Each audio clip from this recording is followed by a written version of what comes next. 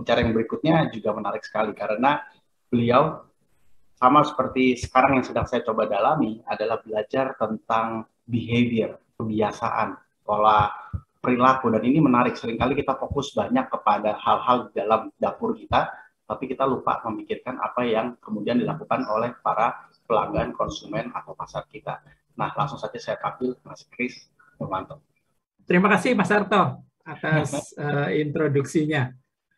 Senang sekali bisa ikut ngobrol dengan teman-teman yang luar biasa. Ya. Assalamualaikum warahmatullahi wabarakatuh. Salam sejahtera untuk kita semua. Terima kasih atas kesempatan yang diberikan. Luar biasa sekali tema yang dipilih untuk hari ini. Yang pertama, saya juga ingin mengucapkan selamat ulang tahun untuk guru luar biasa saya, Pak Subiakto, guru kita semua. Semoga Pak Biakto selalu sehat senantiasa dan berlimpah berkah. Amin.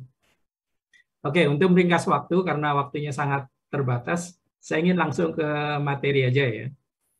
Jadi tugas saya siang ini adalah melanjutkan topik yang tadi sudah dipaparkan secara luar biasa oleh Mas Dion tentang peluang bisnis di era pandemi.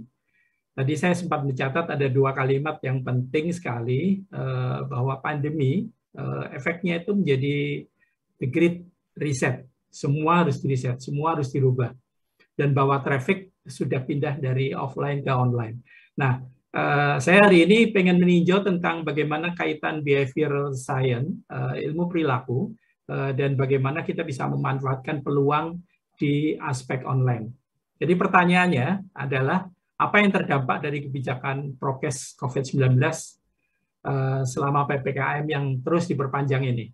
Hari-hari ini kita yang jadi bahan perbincangan kita memang apa dampaknya untuk bisnis kita masing-masing. Karena tidak ada yang tidak terdampak oleh kebijakan perpanjangan PPKM ini. Lantas, untuk kita sendiri ya, secara bisnis, bagaimana kita mengidentifikasi peluang-peluang seperti yang tadi diusulkan oleh Mas Dion untuk kita bisa tetap berbisnis dalam situasi yang tidak ideal ini. Apalagi seperti yang tadi diingatkan oleh Mas Dion, trafficnya itu sudah pindah. Yang jelas, gara-gara PPKM yang berlevel-level ini, potensi pembeli, atau yang saya menggunakan istilah yang sama seperti yang tadi dipakai Mas Dion, traffic, ya, itu menjadi terhambat, karena mobilitas kita menjadi tersekat gara-gara PPKM. Akibatnya, sebagai penjual, kita tidak bisa lagi berjualan dengan mengandalkan pembeli atau traffic dari offline. Maka gara-gara offline, gara-gara PPKM, kita terpaksa harus lebih berfokus ke traffic yang berasal dari online. Masalahnya adalah berbisnis di era PPKM dengan memfokuskan diri pada hal-hal yang sifatnya online, itu tidak mudah ternyata. Karena ada beberapa konsekuensi yang bersangkut paut dengan berubahnya juga hubungan penjual dengan pembeli, berubahnya ekosistem, dan seterusnya, dan seterusnya. Seperti yang kita lihat di slide ini. Mulai dari industri makanan, minuman, jasa transportasi, pariwisata, retail, pendidikan, bahkan sampai industri kesehatan dan properti, semua terdampak tanpa terkecuali. Nah, efek pandemi dan dampak kebijakan PPKM yang berlevel-level ini hanya mengubah hubungan penjual dan pembeli, tapi juga ekosistemnya ikut berubah dan tidak sama seperti dulu lagi. Begitu juga selama pandemi ini, seluruh ekosistem menjadi di-reset seperti yang tadi diistilahkan oleh Mas Dion. Antara aspek pengguna dengan produk dan fungsi kemanfaatan produk sekarang sudah berubah sama sekali. Efek ikutannya, ekosistem yang kita kenal sebelumnya juga sudah tidak lagi sama seperti dulu. Semua sekarang menjadi hyper connected. Maka untuk penjual seperti kita, penggunaan aplikasi itu menjadi wajib. Begitu juga agar penjual tidak kalah dari lapak sebelah, pemahaman tentang bagaimana algoritma dan internet protokol atau IP itu menjadi tidak terelakkan lagi. Karena penjual yang tidak paham hal-hal yang berkaitan dengan algoritma, aplikasi, dan internet protokol atau IP, bisnisnya pasti akan langsung kalah berkompetisi dengan lapak sebelahnya. Nah, tapi jika kita lihat lebih dalam, pemberlakuan prokes COVID-19 dan kebijakan PPKM yang berlevel-level ini, ternyata dampaknya adalah sangat mengubah perilaku konsumen. yang awalnya konsumen hanya memposisikan diri sebagai pembeli pasif, kini situasi yang memaksa untuk kita meriset keadaan, itu membuat konsumen itu menjadi konsumen yang proaktif, atau dalam istilah saya, prosumen, konsumen yang proaktif. Nah, dalam paparan berikut, kita akan coba untuk belajar bagaimana era pemberlakuan PPKM yang berlevel ini, untuk kita sebagai penjual bisa kita manfaatkan secara online, untuk justru mengubah menjadi ekosistem yang memungkinkan kita tetap jualan di era yang tidak ideal ini. Next. Kata kunci yang saya pengen jadikan benang merah untuk keseluruhan paparan hari ini adalah prosumen, network, dan connection. Prosumen atau proaktif konsumen itu mengubah sama sekali cara bisnis dijalankan. Seperti sudah dibahas di slide sebelumnya ya, karena semuanya hyper connected, mulai dari infrastruktur, aplikasi, informasi bisnis, hingga strategi, semua sekarang makin terhubung, saling connected, membentuk jejaring atau network. Ekosistem yang saling connected tersebut memungkinkan antara user atau pengguna dengan berbagai produk atau jasa yang terkait yang ditawarkan oleh penjual, ini bisa saling terkoneksi dalam satu platform yang terintegrasi. Melalui platform tersebut, kita sebagai penjual bisa mendayagunakan algoritma untuk lebih memungkinkan kita bisa menjangkau calon pembeli yang segmennya beragam dalam jumlah yang lebih banyak. Harapan kita begitu. Demikian juga semakin fungsi internet protokol di platform itu bisa kita optimalkan, akan memungkinkan kita membuat produk atau jasa yang sesuai dengan kebutuhan konsumen dan lebih bisa dimaksimalkan di platform yang kita sediakan. Melalui aplikasi, penjual seperti kita juga bisa memanfaatkan platform yang terintegrasi untuk menjalin engagement, social interaction, dan conversation. Social engagement dan interaction itu tidak saja akan menggulirkan percakapan atau conversation, tapi conversation atau percakapan itu sendiri akan mengubah efek promotion yang justru lebih mendorong produk, merek, atau brand kita sebagai UKM untuk lebih terkedepankan lagi. Akibat dari itu semua, antara prosumen yang proaktif konsumen, maksud saya, yang saling terkoneksi dengan sesama prosumen di network dari platform yang kita sediakan itu, justru semakin demanding, semakin serba menuntut, dan tidak mudah lagi terpuaskan. Itu sebabnya ke depan perilaku konsumen itu saya istilahkan makin mengubah cara kita bermain, makin mengubah cara kita berjualan. Dan sebagai UKM, tugas kita adalah memahami bagaimana perilaku UKM yang makin berubah, perilaku konsumen yang makin berubah, perilaku ekosistem yang tidak sama lagi seperti sebelum-sebelumnya. Ketiganya, yang menjadi tujuan berbisnis kita, yaitu bisa membuat bisnis kita growth, membuat bisnis kita bisa di scale up, dan bisnis kita bisa sustain, bisa lebih mudah dicapai kalau kita bisa mengamati perubahan-perubahan perilaku dan memahaminya dengan berbasis algoritma aplikasi dan IP yang sekarang menjadi standar dari bagaimana jual beli dilakukan. Next. Jadi yang harus kita bayangkan sekarang adalah ini. Di era serba platform seperti sekarang ini, network, connection, itu menghubungkan setiap prosumen, proaktif konsumen. Seperti yang sudah disebut di slide awal sebelumnya, ada 3 kata kunci yang menjadi benang merah dari paparan ini, yaitu prosumen, connection, dan network. Ketiganya adalah kunci peluang yang harus dimanfaatkan oleh kita sebagai penjual di era pandemi sekarang untuk membuat bisnis kita bisa growth, scale up, dan sustain. Koneksi antar prosumen yang membentuk network meluas, ini merupakan kunci dari sukses bisnis dari perusahaan-perusahaan seperti Facebook, Google, Amazon, Alibaba, dan seterusnya. Bahkan juga menjadi rahasia kenapa unicorn dari Indonesia seperti Gojek, Tokopedia, sampai OVO, itu dari waktu ke waktu menikmati valuasi bisnis atau nilai rekapitulasi pasar yang semakin berlipat-lipat. Kenapa sebabnya? Karena perusahaan-perusahaan yang tadi saya sebut itu bisa mengoptimalkan network connection, baik itu yang terbentuk di antara sesama prosumen maupun antara prosumen dengan produk dan function yang mereka nikmati. Semakin banyak prosumen atau pengguna yang saling terkoneksi pada platform-platform yang saya tadi sebut, akan membesar pula network yang menghubungkan antara user, pengguna, produk, dan function. Dan pada titik yang sudah diperhitungkan, akan menjadikan valuasi bisnis dari perusahaan-perusahaan tadi menjadi makin berlipat-lipat. Ini sekaligus clue penting buat kita sebagai UKM. Siapa tahu di tengah situasi sulit sekarang, justru ada UKM yang justru sedang berusaha untuk naik kelas. Bisa scale up, bisa growth, atau bahkan bisa mendapatkan investasi atau pendanaan.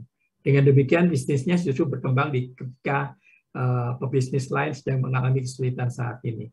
Tapi yang harus tetap diperhatikan adalah tentang bagaimana perilaku konsumen, perilaku pasar, perilaku ekosistem sudah berubah, sudah tidak lagi seperti dulu lagi. Sebagai efek langsung atau tidak langsung dari perpanjangan PPKM yang berlevel-level yang tadi kita sudah sama-sama bicarakan. Selama penyekatan PPKM, seperti kita tahu, mobilitas pembeli atau penjual sama-sama terhambat. Traffic yang ada di offline, sekarang hampir semuanya sudah pindah ke online. Perilaku konsumen dalam bermedia juga berubah. Nah, ini yang harus kita waspadai, bahwa cara penyampaian lewat media yang dulu kita kenal, sekarang sudah tidak lagi relevan digunakan. Next. Nah, dalam slide ini, saya coba akan membandingkan tentang apa yang berbeda dari era zaman dulu, di mana kita mengenal broadcasting dengan narrowcasting. Gambarannya adalah bahwa kalau zaman dulu, broadcasting itu satu sumber bisa mempengaruhi banyak audiens untuk mengajak membeli atau tidak membeli suatu produk atau jasa. Tetapi saat ini ketika konsumen sudah saling terkoneksi dalam satu network yang sedemikian terkoneksi, prosumen tidak lagi begitu mudah percaya. Mereka lebih kritis, lebih skeptis. Karena tidak mudah percaya, menjadi lebih sulit bagi kita sebagai penjual untuk menjangkau mereka. Karena produk yang kita tawarkan tidak lagi bisa sekedar menjual kepada sebanyak-banyaknya konsumen, tetapi kita mesti tahu juga apa yang menjadi kebutuhan mereka. Karena itu ada konsep yang diistilahkan narrowcasting. Narrowcasting ini adalah contoh bagaimana sebuah pesan itu disampaikan tidak secara serta-merta mencapai jumlah audiens yang banyak, tapi disampaikan secara berjenjang. Melalui efek viral yang seperti kita kenal selama ini, itu adalah contoh konkret dari bagaimana narrowcasting itu bekerja. Jadi seperti yang saya gambarkan dalam slide ini, ya, suatu pesan yang sumbernya dari A misalnya, ketika A ini memiliki follower yang namanya B, dan B ini menyampaikan pesan, menyebarluaskan kepada audiensnya, dan ketika dari salah satu followersnya itu, dalam hal ini yang namanya C, menyebarluaskannya lagi ke audiens berikutnya, yang terjadi itulah yang sebenarnya kita istilahkan sebagai viral. Jadi ketika pesan yang tadinya cuma berkumpar-kumpar pada circle A yang terbatas, dengan jumlah follower terbatas, saat ini dimungkinkan pesan tersebut untuk bisa sampai ke target audiens lebih luas di circle yang berbeda. Next. Nah, sesuai dengan yang tadi saya sampaikan, 3 benang merah yang kita pengen tuju di bisnis ke depan adalah bisnis itu bisa tetap sustain, tetap bisa growth, dan bisa scale up. Nah, tujuan untuk bisa membuat bisnis kita sustain, growth, dan scale up ini sekarang sudah semakin berubah. Dengan era broadcasting yang berubah menjadi narrowcasting sekarang. Mau tidak mau kita sebagai penjual harus memanfaatkan pelanggan yang mungkin jumlahnya tidak sebanyak dulu lagi untuk bisa membantu kita dengan pesan melalui jaringan yang narrowcasting ini untuk mendorong terjadinya transaksi dengan berbasis pada peer atau kelompok terbatas yang adalah teman-teman dari para influencer yang jumlahnya, jumlah pengikutnya atau jumlah followernya terbatas. Kita istilahkan sebagai nano influencer. Dengan mengistilahkan nano influencer ini, saya ingin sekaligus juga mengaitkan bahwa ada yang diistilahkan network effect, yaitu mengkombinasikan antara reach atau jangkauan, kemampuan mengengage yang melibatkan audiens, dan memastikan produk yang kita tawarkan itu match dengan produk yang dibutuhkan oleh pelanggan. Next. Yang tidak kalah penting adalah bagaimana kita memastikan mengenali network yang berubah, connection yang berubah. Nah, kalau diidentifikasi sebenarnya hubungan antara prosumer, connection, dan network itu bisa dibagi menjadi 3 bagian, 3 kelompok atau 3 kategori. Yang pertama diistilahkan ekspansionis. Ekspansionis ini digambarkan satu orang ada di tengah, dikelilingi oleh follower atau pelanggannya. Tipe yang kedua, yang berwarna merah, disebut brokers.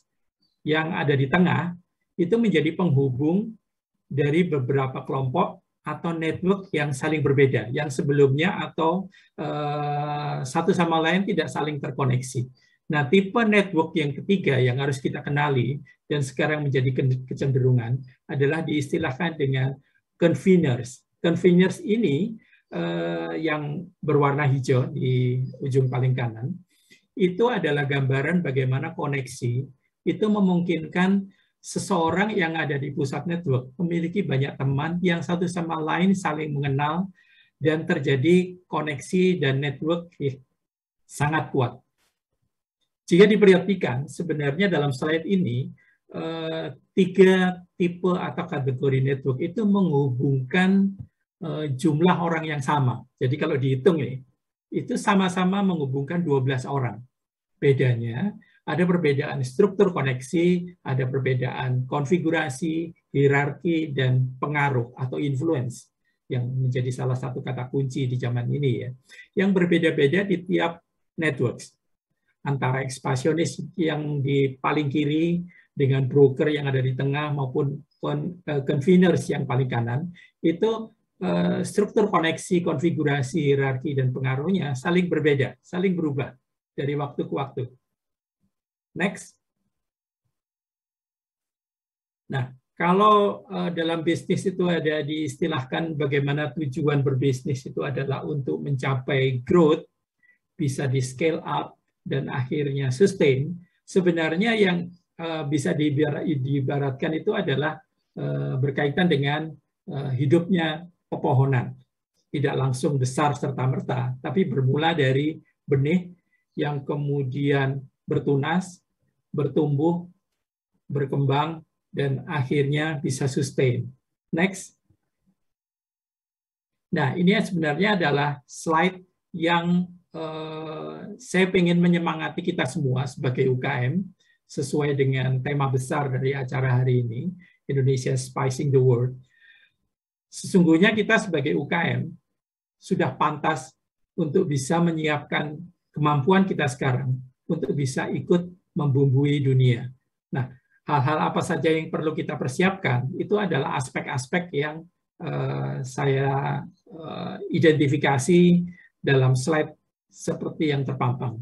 Jadi kita harus memastikan bahwa produk itu tidak hanya sekedar diinginkan atau tidak hanya sekedar visible di mata pembeli, tapi juga harus bisnis kita viable atau memiliki potensi kelangsungan bisnis. Nah, tetapi ada 2 tuntutan tambahan yang lain yang membuat UKM untuk bisa membumbui dunia, untuk bisa bermain di pasar global, itu dituntut harus sustainable dan responsible. Dengan demikian, produk kita, produk UKM kita, itu berorientasi kepada pengguna, kepada planet, kepada profit, tapi juga kepada purpose. Next.